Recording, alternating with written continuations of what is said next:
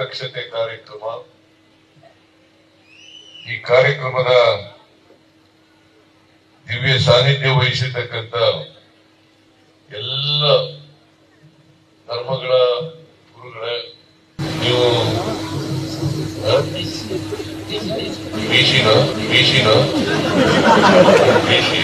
ನೀನೇ ಕೇಳ್ಕೂತಿದ್ಯಾ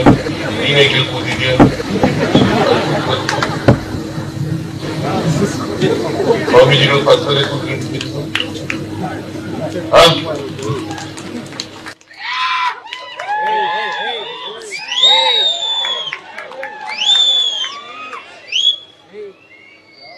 ಎಲ್ಲರಿಗೂ ನಮಸ್ಕಾರ. ವೇದಿಕೆ ಮೇಲೆ ಇರ್ತಕ್ಕಂಥ ಪರಮ ಪೂಜ್ಯರಿಗೆ ನಮಸ್ಕರಿಸುತ್ತಾ, ಎಲ್ಲ ಶರಣೆಯರೇ, ನನಗೆ ಸಮಯ ತುಂಬ ಕಡಿಮೆ ಕೊಟ್ಟಿದ್ದಾರೆ. ಹಾಗಾಗಿ ಅಷ್ಟರೊಳಗಡೆ ನಾನು ನನ್ನ ವಿಚಾರಗಳನ್ನು ತಮಗೆ ತಿಳಿಸ್ತೀನಿ. ಒಂದು ಸಂತೋಷದ ವಿಚಾರ ಅಂದರೆ, ನನಗೆ ಯಾವುದೂ ಟಾಪಿಕ್ ಇಲ್ಲ, ನಾನು ಉಪನ್ಯಾಸಕನೂ ಅಲ್ಲ, ವಿಶೇಷ ಅತಿಥಿ. ಹಾಗಾಗಿ ಏನು ಬೇಕಾದರೂ ನಾನು ಮಾತಾಡ್ಬೋದು ಅಂತ ಖುಷಿಯಾಗಿ ಮಾತಾಡ್ತೀನಿ. ಮತ್ತು ನಾನೇನು ಪ್ರಿಪೇರ್ ಆಗಿ ಬರಬೇಕಾಗಿಲ್ಲ ಈಗ. ಯಾಕೆಂದರೆ ಸ್ವಾಮೀಜಿಗಳು 9 ಅಂಶಗಳನ್ನು ಹಾಕಿದ್ದಾರೆ ಆ ಲೆಟ್ರಲ್ಲಿ. 9 ದಿವಸಕ್ಕೆ ಒಂದೊಂದು ಅಂಶ. ಇವು ಮೊನ್ನೆ ಹೇಳ್ತಾ ಇದ್ರಿ, ಇವೆಲ್ಲ ನವಗ್ರಹಗಳಿದ್ದಂಗೆ ಅಂತ. ಆ ನವಗ್ರಹಗಳಿಗೆ ಒಂದು ಸಮಾಜವನ್ನು ಕನೆಕ್ಟ್ ಮಾಡಿದ್ದಾರೆ. ಸಮಾಜ ಹೆಂಗಪ್ಪ ಅಂದರೆ ಈಶ್ವರ ದೇವರಿದ್ದಂಗೆ. ಈ ನವಗ್ರಹಗಳು ಕಣ್ಣಿಗೆ ಕಾಣಲ್ಲ, ಬಟ್ ಈಶ್ವರ ಕಾಣಿಸುತ್ತೆ. ಈ ಸಮಾಜ, ನಾನು ಈ ನವಗ್ರಹಗಳಲ್ಲಿ ಶಿಕ್ಷಣ, ಆರೋಗ್ಯ, ಕೃಷಿ, ನ್ಯಾಯ ಎಲ್ಲವೂ ಬರುತ್ತೆ. ಬಟ್ ಸಮಾಜ ಇದೆಯಲ್ಲ ಕಣ್ಣಿಗೆ ಕಾಣಿಸುತ್ತೆ. ಈ ಪ್ರತಿದಿನ ನಾನು ಸಮಾಜ ನೋಡ್ತೀನಿ DC ಆಗಿ. ಈ 9 ಅಂಶಗಳು ಕಣ್ಣಿಗೆ ಕಾಣದೇ ಇದ್ರೂ ಕೂಡ ಸಮಾಜ ನನಗೆ ಪ್ರತಿದಿನ ಕಾಣಿಸುತ್ತೆ. ಒಬ್ಬರು ನನಗೆ ನ್ಯಾಯ ಸಿಕ್ಕಿಲ್ಲ ಅಂತ ಬರ್ತಾರೆ, ಒಬ್ಬರು ಕೃಷಿನಲ್ಲಿ ಏನೋ ನನಗೆ ಅನುಕೂಲ ಆಗಿಲ್ಲ ಅಂತ ಬರ್ತಾರೆ, ಒಬ್ಬರು ಮಹಿಳೆಯರಿಗೆ ನಮಗೆ ಸಹಕಾರ ಇಲ್ಲ ಅಂತ ಬರ್ತಾರೆ. ಹಿಂಗೆ ಈ ರೀತಿ ಎಲ್ಲ ಬರ್ತಕ್ಕಂಥದ್ದು ಒಬ್ಬ ಜಿಲ್ಲಾಧಿಕಾರಿಯಾಗಿ ನನಗೆ ಸಮಾಜ ಮುಂದೆ ಬರುತ್ತೆ. ಮತ್ತು ಶಿಕ್ಷಣದ ಬಗ್ಗೆ ನಾನು ಅಂತ ದೊಡ್ಡ ತಜ್ಞ ಅಲ್ಲದೇ ಇದ್ರೂ ಕೂಡ 1-2 ವಿಚಾರ ನಾನು ನಿಮಗೆ ಹೇಳಲೇಬೇಕಾಗುತ್ತೆ. ಅದಕ್ಕೂ ಮುಂಚೆ ನನಗೆ ಈ ತರಳುಬಾಳ ಹುಣ್ಣಿಮೆ ನಾನು ಮೊದಲನೇ ಬಾರಿ ಅಟೆಂಡ್ ಆಗ್ತಾ ಇದ್ದೀನಿ ಸಿರಿಗೆರೆಯಿಂದ ಹೊರಗಡೆ. ಹಿಂದಿನ ವರ್ಷ ಸಿರಿಗೆರೆಯಲ್ಲಿ ಆಗಿತ್ತು. ನಾನು ಮೊದಲನೇ ಬಾರಿಗೆ ತರಳುಬಾಳ ಹುಣ್ಣಿಮೆಯನ್ನು 1993ರಲ್ಲಿ 9ನೇ ಕ್ಲಾಸ್ ಇದ್ದಾಗ ಜಗಳೂರಲ್ಲಿ ನಾನು ಒಬ್ಬ ಭಕ್ತನಾಗಿ ಹೋಗಿದ್ದೆ ನೆನಪಿದೆ. ಅದು ಬಿಟ್ಟರೆ ಇವತ್ತು ವೇದಿಕೆ ಮೇಲೆ ನಾನು ಬಂದು ಕೂತಿದ್ದೀನಿ, ಗುರುಗಳ ಜೊತೆ ಇದ್ದೀನಿ. ಇದಕ್ಕೆ ಕಾರಣ ಶಿಕ್ಷಣ ಮತ್ತು ಅದಕ್ಕೆ ಸಂಬಂಧಿಸಿದ ಸಮಾಜ. ನಾನು ಇಲ್ಲೇ ಪಕ್ಕದ ಗಂಗನಕಟ್ಟೆ ಗ್ರಾಮದವನು. ನಾನು ನಮ್ಮ ಹಳ್ಳಿನಲ್ಲಿ ನಾನು 1 to 7th ಓದ್ದವನು. ಅದಾದಮೇಲೆ ನೇರ್ಲಿಗೆಯಲ್ಲಿ ನಾನು ಹೈಸ್ಕೂಲನ್ನು ಓದ್ದವನು. ಅದರ ನಂತರ ಕಾಲೇಜ್, ನನ್ನ PUC science G Channappa junior college Anagodu. ಹಾಗಾಗಿ ಮಠದ ಕಾಲೇಜಿನಲ್ಲಿ PUC ಓದಿ ನಾನು 9ನೇ ಕ್ಲಾಸಲ್ಲಿ ಒಬ್ಬ ಭಕ್ತನಾಗಿ ತರಳುಬಾಳ ಹುಣ್ಣಿಮೆ ಜಗಳೂರಲ್ಲಿ ನೋಡಿ, ಇವತ್ತು ನಾನು ಸ್ವಾಮೀಜಿ ಜೊತೆಗೆ ಸ್ಟೇಜಿಗೆ ಬರಲಿಕ್ಕೆ ಅವಕಾಶ ಮಾಡಿಕೊಟ್ಟಿರ್ತಕ್ಕಂಥವ್ರು ಯಾರು ಅಂದರೆ ಶಿಕ್ಷಣ ಮತ್ತು ಶಿಕ್ಷಣ ಸಂಸ್ಥೆ ಹಾಗೂ ಶಿಕ್ಷಕರು. ಅನೇಕ ಬಾರಿ ನಾವು ಶಿಕ್ಷಕರ ಮೇಲೆ ಹೇಳ್ತಾ ಇರ್ತೀವಿ, ಶಿಕ್ಷಣ ಸರಿಯಾಗಿ ಪಾಠ ಮಾಡ್ತಾ ಇಲ್ಲ, ಆ ಶಾಲೆ ಬಿಲ್ಡಿಂಗ್ ಸರಿ ಇಲ್ಲ ಅಂತೇಳಿ. ಶಾಲೆ, ಶಿಕ್ಷಕರು ಮತ್ತು ಶಿಕ್ಷಣ ಡಿಪೆಂಡ್ ಆಗಿರ್ತಕ್ಕಂಥದ್ದು ನಿಮ್ಮ ಮಕ್ಕಳ ಮೇಲೆ. ನೀವು ಮಕ್ಕಳನ್ನು ಯಾವ ರೀತಿ ಸಂಸ್ಕೃತಿ ಸಂಸ್ಕಾರ ಬೆಳೆಸ್ತೀರಿ, ಅದ್ರ ಮೇಲೆ ಮಕ್ಕಳಿಗೂ ಶಿಕ್ಷಣ ಕಳೀತಾರೆ. ನಾವು ಓದಬೇಕಾಗಿದ್ದಾಗ ಈಗ ಅನ್ಬೋದು, ಸರ್ ನೀವು ಅವಾಗ ಓದಿದಾಗ ಎಲ್ಲ ಚೆನ್ನಾಗಿತ್ತು, ಈಗ ಭಾಳ ಇದಾಗಿದೆ ಅಂತ. ಏನೂ ಇಲ್ಲ. ನನಗೆ ಒಂದು ಪದ್ಯ ನಾನು ಓದಿದ್ದು ನೆನಪಿದೆ, ಬೇಕಾದ್ರೆ ಯಾರಾದ್ರೂ ಹೇಳ್ಬೋದು. ಸ್ಥವಿರಗಿರಲ ಚಲನದಾಸೆ, ಮೂಕವನದ ಗೀತೆ ದಾಸೆ, ಸೃಷ್ಟಿವರಯ ಒತ್ತು ತಿರುಗ ನಗುವಿನ ಆಸೆನ, ಬಾಳ್ವೆಗೆಲ್ಲ ನಾನೇ ಮೆಚ್ಚು, ಲೋಕಕ್ಕೆಲ್ಲ ಅಚ್ಚುಮೆಚ್ಚು, ನಾನೇ ಎನ್ನ ಹುಚ್ಚು, ಬಿಡುವೆನ ಆಸೆನ ಅಂತ. ಯಾರಾದ್ರೂ ಹೇಳ್ತೀರಾ ಯಾವ ತರಗತಿಯಲ್ಲಿ ಪದ್ಯ ಇತ್ತು ಅಂತ? ಯಾವ ತರಗತಿಯಲ್ಲಿ ಪದ್ಯ ಇತ್ತಿದು? 7ನೇ ಕ್ಲಾಸ್ ತರಗತಿಯಲ್ಲಿ ಇತ್ತು. ಅವತ್ತು ಓದಿದ್ದು ನಾನು 90ನೇ ಇಸ್ವಿನಲ್ಲಿ. ಇವತ್ತು ಹೇಳ್ತಾ ಇದ್ದೀನಿ. ಅದು ಕಾರಣ ಯಾರು? ಶಿಕ್ಷಕರು. ಕನ್ನಡ ಶಾಲೆಯಲ್ಲಿ ಓದಿದ್ದೆ, ಹಳ್ಳಿನಲ್ಲಿ ಓದಿದ್ದೆ. ಇವತ್ತು ನೆನಪಿಡ್ಕೊಂಡು 35 ವರ್ಷ 40 ವರ್ಷ ಆದಮೇಲೆ ನಿಮ್ಮ ಮುಂದೆ ಇಷ್ಟು ಚೆನ್ನಾಗಿ ಹೇಳ್ತಾ ಇದ್ದೀನಿ, ಏನು ಬರ್ಕೊಂಬಂದಿಲ್ಲ ನಾನು. ಹಾಗಾಗಿ ಶಿಕ್ಷಣ ಅನ್ನೋದು ತುಂಬ ಭ್ರಮೆ ಅಲ್ಲ. ನೀವು ಹಂಗೆ ಭ್ರಮೆ ಮಾಡ್ಕೊಂಬಿಟ್ಟಿದ್ದೀರಿ. ನೀವು SLC ಪಾಸು, PUC ಫೇಲು, ನಿಮ್ಮ ಮಕ್ಕಳು ನೀಟ್ ಓದಬೇಕು, 90% ಬರಬೇಕು. ಹೆಂಗೆ ಸಾಧ್ಯ? ಓದಿಸಿ ಮಕ್ಕಳನ್ನ. 90% ಬರಬೇಕು, 95% ಬರಬೇಕು ಅಂತ ಹೇಳಿ ಭ್ರಮೆಗೆ ಹೋಗಬೇಡಿ. ನೀವು ಫೇಲ್ ಆಗಿದ್ರು ಕೂಡ ಒಳ್ಳೆಯ ಶಿಕ್ಷಣ ಕಲಿಸಿ, ಮನೆಯಲ್ಲಿ ಒಳ್ಳೆಯ ಒಂದು ಸಂಸ್ಕೃತಿ ಸಂಸ್ಕಾರ ಕಲಿಸಿ, ಮಕ್ಕಳು ಎಷ್ಟು ಚೆನ್ನಾಗಿ ಓದ್ತಾರೆ ಅಷ್ಟು ಓದಲಿ. 40-50% ಬಂದರೆ ಯಾರು ದಡ್ರಲ್ಲ.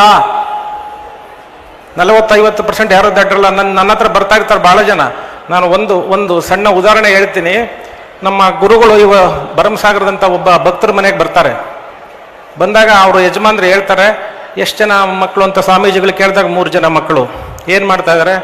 ಒಬ್ಬರು ಮೆರಿಟ್ ಸ್ಟೂಡೆಂಟ್, ಡಾಕ್ಟ್ರು ಓದಿದ, ಅವ್ರ ಡಾಕ್ಟ್ರಿನ ಮದುವಾದ, ದಾವಣಗೆರೆಯಲ್ಲಿ MCC ಬ್ಲಾಕಲ್ಲಿ ಅವರಿಬ್ಬರು ತಂದೆ ತಾಯಿ ಟೀಚರು, ಅವರು ಈಗ ಫಾರಿನ್ನಲ್ಲಿ ಇಬ್ಬರು ಡಾಕ್ಟರ್ ಆಗಿದ್ದಾರೆ. 2ನೇ ಮಗ ಚೆನ್ನಾಗಿ ಓದಿದ, ಅವನು ಒಳ್ಳೆ ಆಫೀಸರ್ ಆದ, ಅವನ ಹೆಂಡತಿ ಕೂಡ ಅವರು ಒಳ್ಳೆ ಬಿಸ್ನೆಸ್ ಮ್ಯಾನ್ ದಾವಣಗೆರೆ ಮಂಡಿಪೇಟೆನಲ್ಲಿ, ಅಯ್ಯಮ್ಮ ಅವರು ಬೆಂಗಳೂರಲ್ಲಿ ಕೆಲಸ ಮಾಡ್ತಾ ಇದ್ದಾರೆ. ಮುಗೀತು. 3ನೇ ಮಗನ ಸುದ್ದಿ ಮಾತಾಡೋದೇ ಅಲ್ಲ. ಸ್ವಾಮೀಜಿಗಳು ಕೇಳ್ತಾರೆ, ಇವನು ಯಾರು ಮತ್ತೆ ಅಂತ ಹೇಳಿ. ಇಲ್ಲ, ಅವ್ನು 3ನೇ ಮಗ. ಏನು ಮಾಡಿದ? ಏನು ಓದಲಿಲ್ಲ ಸ್ವಾಮೀಜಿ, PUC ತನಕ ಓದಿದ, ಸುಮ್ಮನೆ ಏನು ಹೆಣ್ಣು ಕೊಡಲ್ಲ ಅಂತ ಒಂದು ಡಿಗ್ರಿ ಮಾಡಿಸಿದ್ವಿ, ಏನು ಓದ್ತಾ ಇಲ್ಲ, ಇಲ್ಲಿ ವ್ಯವಸಾಯ ಮಾಡ್ತಾ ಇದ್ದಾನೆ. ಮತ್ತು ಅಯ್ಯಮ್ಮ ಯಾರು? ಸೊಸೆ. ಏನು ಮಾಡ್ತಾರೆ? ಚನ್ನಗಿರಿ ಕಡೆ ಎಲ್ಲ ವ್ಯವಸಾಯ ಮಾಡ್ತಾರೆ ಸ್ವಾಮೀಜಿ, ಮನೆಯಾಗಿದ್ದಾರೆ ಅಂತ.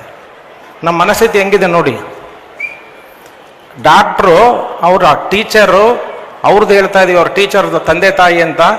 ಒಬ್ಬ ಆಫೀಸರು, ಅವ್ರ ತಂದೆ ಬಿಸ್ನೆಸ್ ಮಾಡ್ತಾರೆ ಅಂತ ಹೇಳ್ತಾ ಇದ್ದೀರಿ. ಇವರು 3ನೇ ಮಗ 10 ಎಕರೆ ತೋಟ ಇಟ್ಕೊಂಡಾನೆ, ಅವನ ಹೆಂಡತಿ ಚನ್ನಗಿರಿಯಲ್ಲಿ ಮದುವೆ ಆಗಿದ್ದಾರೆ, 20 ಎಕರೆ ತೋಟ ಇದೆ, ನಮ್ದು ಎಲ್ಲ ಸ್ಯಾಲ್ರಿ ಸೇರ್ಸರ್ ಅಷ್ಟು ದುಡಿತಾರೆ ಗಂಡ ಹೆಂಡತಿ ಅವರು. ಅದ್ರ ಬಗ್ಗೆ ತಂದೆ ತಾಯಿ ಹೇಳೋದೇ ಇಲ್ಲ, ಅದ್ರ ಬಗ್ಗೆ ಹೇಳಂಗೆ ಇಲ್ಲ. ಅವ್ರು ಬರೀ ಅವ್ರದ್ದೇ ಹೇಳ್ತಾರೆ. ಬಟ್ ಕೊನೆಗೆ ನಿಮ್ಮನ್ನು ಯಾರು ಸಾಕ್ತಾರೆ ಅಂತ ಸ್ವಾಮೀಜಿ ಕೇಳ್ತಾರೆ. ಆ ಫಾರಿನ್ನಾಗಿರೋ ಏನಾರು ಸಾಕ್ತಾ ಇದ್ದಾರಾ? ಬೆಂಗಳೂರಿಗೆರೆ ಯಾರು ಸಾಕ್ತಾ ಇದ್ದಾರೆ? ಯಾರಿಲ್ಲ ಸ್ವಾಮೀಜಿ, ಇವನೇ ಸಾಕ್ತಾನೆ ಅಂತೇಳಿ. ನಾವೇನು ತಿಳ್ಕೊಂಡ್ಬಿಟ್ಟಿದ್ವಿ, ನೀವೆಲ್ಲ ಇಲ್ಲಿ ಎದಿರಿ ತಂದೆ ತಾಯಿಗಳು, ಮಗ ನೌಕರದಾರ ಆದರೆ ಹೆಮ್ಮೆ, ಮಗ ಡಾಕ್ಟರ್ ಆದರೆ ಹೆಮ್ಮೆ, ಮಗ ಇಂಜಿನಿಯರ್ ಆದರೆ ಹೆಮ್ಮೆ ಅಂತ ನಿಮಗೆ ಭ್ರಮೆ ಇದೆ. ಮುಂದೆ ಒಂದು ಸ್ವಲ್ಪ ದಿವಸದಲ್ಲಿ ಒಂದು ಕಾಲ ಬರುತ್ತೆ, ಏನಾದರೂ ನಿಮ್ಮ ಮಕ್ಕಳು ಏನು ಮಾಡ್ತಾ ಇದ್ದಾರೆ ಅಂದರೆ, ಸ್ವಾಮೀಜಿ ನಮ್ಮ ಮಕ್ಕಳು ನಮ್ಮನ್ನು ಸಾಕ್ತಾ ಇದ್ದಾರೆ ಅಂದ್ರೆ ಮಾತ್ರ ಗೌರವ ಇವತ್ತು ಸಮಾಜದಲ್ಲಿ ಬರುತ್ತೆ. ಇದು ಶತಸಿದ್ಧ. ಆ ಒಂದು ಹಿನ್ನೆಲೆಯಲ್ಲೇ ಇವತ್ತು ಗುರುಗಳು ರೈತರಿಗೆ ಅನುಕೂಲವಾಗುವಂತೆ ನೀರನ್ನು ಬಿಟ್ಕೊಟ್ಟಿದ್ದಾರೆ. ಎಲ್ಲ ಕೆರೆಗಳಿಗೂ ನೀರು ಬಿಟ್ಟಿದ್ದಾರೆ. ಯಾವ ಉದ್ದೇಶಕ್ಕೆ ಅಂದರೆ, ಮುಂದೆ ಒಂದಿನ ರೈತರಿಂದನೇ ನಡೀಬೇಕೆಲ್ಲದು. ಇವತ್ತೇನೇ ಆಗಲಿ, ನನ್ನ ಎದುರಿಗೆ ಭಾಳ ಜನ ಬರ್ತಾರೆ. ಉದಾಹರಣೆ, ಇದು ಭ್ರಮೆಯಿಂದ ಹೇಳ್ತಾ ಇಲ್ಲ, ನನ್ನ ಜೊತೆ ಬರ್ತಾರೆ ಡೈಲಿ ನನ್ನ ಹತ್ರ. ಸೀನಿಯರ್ ಸಿಟಿಜನ್ ಕೇಸ್ ತಗೊಂಡು, ಹಿರಿಯ ನಾಗರಿಕರ ಕೇಸು ಈ ಒಂದು ವಾರದಿಂದ ಬಂದಿದ್ರು. ಏನು ಕೆಲಸ ಮಾಡ್ತಾ ಇದ್ದಾರೆ? ನಾನು ಟೀಚರು, ಮಕ್ಕಳೇನು 2 ಎಂಪ್ಲಾಯ್ಸ್ ಇದ್ದಾರೆ. ಎಲ್ಲಿದ್ದಾರೆ? ಒಬ್ಬರು ಬೆಂಗಳೂರಲ್ಲಿದ್ದಾರೆ, ಒಬ್ಬರು ಟೀಚರ್ ಇದ್ದಾರೆ. ನಾನು ಮಿಸ್ ಆಗಿ ನನ್ನ ಮಕ್ಕಳಿಗೆ ಆಸ್ತಿ ಬರ್ಕೊಟ್ಬಿಟ್ಟೆ. ಈಗ ನಾನು ನೋಡ್ಕೊಳ್ತಾ ಇಲ್ಲ, ನನಗೆ ವಾಪಸ್ ಆಸ್ತಿ ಕೊಡಿ.